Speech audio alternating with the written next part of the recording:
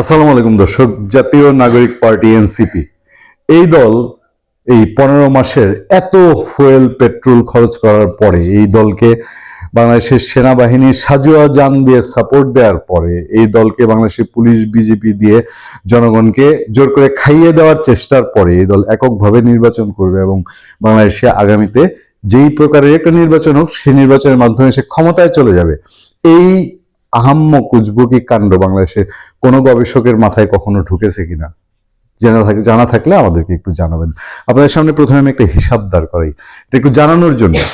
Source যদি খুব betray না করে থাকে, সোর্সের এই ইনফরমেশনটা আপনাদের জানা উচিত।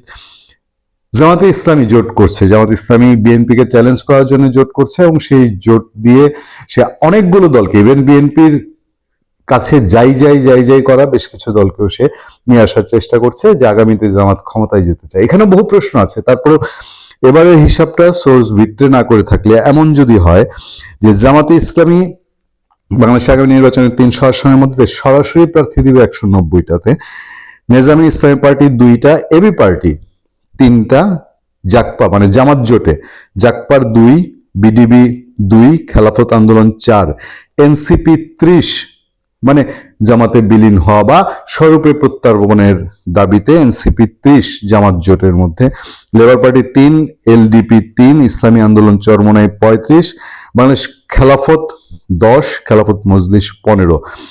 এই হচ্ছে এবং সম্ভাব্য আসন সমঝোতা জামাত সহ এই 12 দলীয় জোটের যে আসন সমঝোতা, 12 দলীয় জোট হওয়ার পথে সেই সমঝোতার এই প্রস্তাব নেওয়া যাচ্ছে। তখন এনসিপি কি কুয়াশায় মুখ থুপড়ে পড়ার মতন কিনা, মানে এখন ঘন কুয়াশার যোগ চলছে না সারা দেশে, শৈত্য প্রবাহ।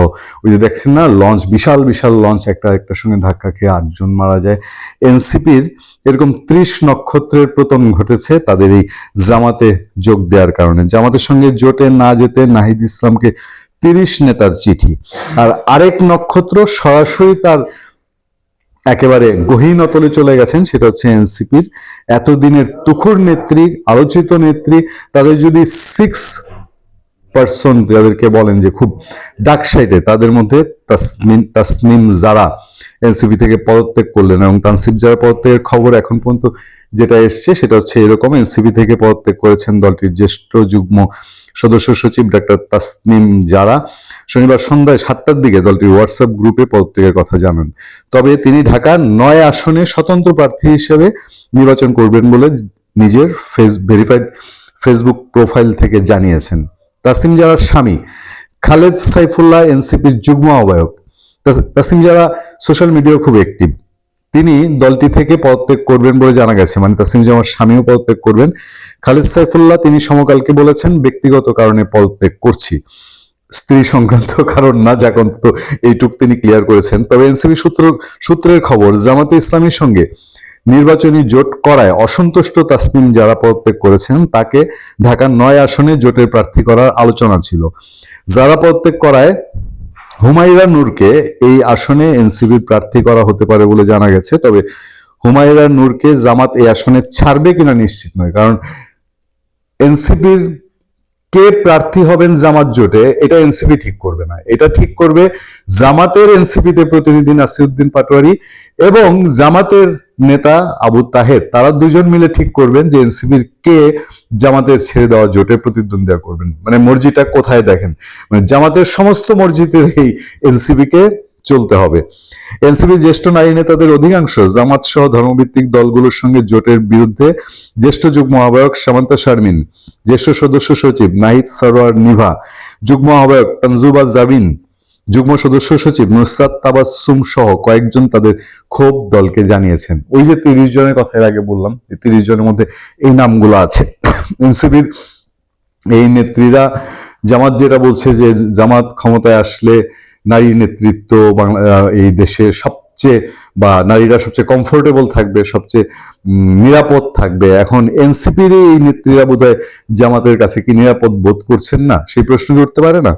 শনিবার ভেরিফাইড ফেসবুক পেজ থেকে তাসনিম যারা জানান তার স্বপ্ন ছিল একটি রাজনৈতিক দলের প্ল্যাটফর্ম থেকে সংসদে গিয়ে ঢাকার 9 আসনের মানুষেরও দেশের সেবা করার, তবে বাস্তবিক প্রেক্ষাপটে তিনি কোনো নির্দিষ্ট দল বা জোটের প্রার্থী হিসেবে নির্বাচনে অংশগ্রহণ না করার সিদ্ধান্ত নিয়েছেন। বাস্তবিক প্রেক্ষাপটটা এর মধ্যে আপনারা বুঝে গেছেন।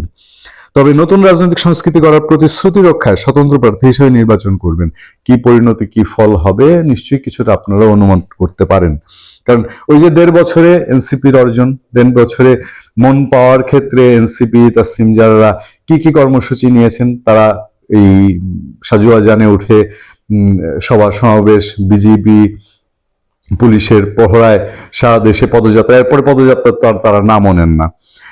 যাক, বলা হচ্ছে আগামী নির্বাচনে সম্ভাব্য প্রার্থী তাসলিম জারা ফেসবুক ঘোষণা দিয়ে গণচাঁদার মাধ্যমে 47 লাখ টাকা তুলেছিলেন।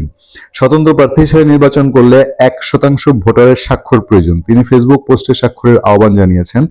যারা তাকে নির্বাচনের জন্য চাঁদা দিয়েছিলেন, স্বতন্ত্র প্রার্থী হয় টাকা ফেরত দেওয়ার প্রতিশ্রুতি দিয়েছেন। এটাও খুব ইন্টারেস্টিং।